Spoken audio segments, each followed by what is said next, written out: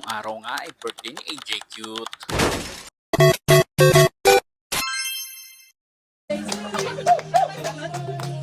Pero dahil masipag ako, eto, pasok pa rin. Medyo maulan nga ngayong umaga, kaya nakapayong tayo habang naglalakad papuntang sakayan. Nakasakay na nga ako, pero dito tayo bumaba sa may gasolinahan.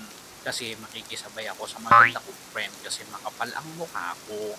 Habang inihintay ko nga sila ay nagutom ako kaya umorder muna ako dito sa may Dunkin' Donut. Ang inorder ko nga pala ay itong bacon sandwich at siyempre hot choco, pampainit sa malamig mong damdamin. Nakakaisang subo pa nga lang ako katapos bigla naman silang dumating.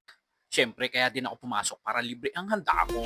Yan nga pala ang food namin, buffalo wings, chop suey lumpiang Shanghai, lechong kawali at itong palabok.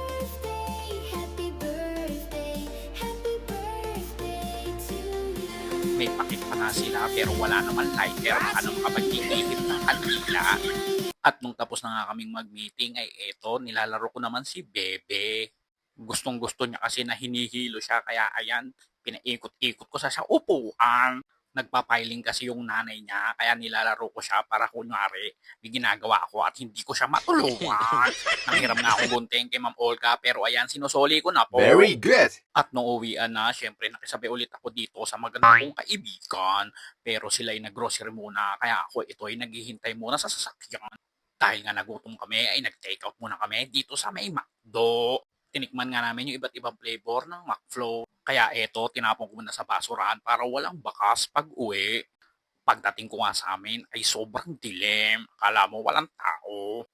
At nung pagdating ko nga, hinahanap ko kagad si Mother para diretso bless tayo.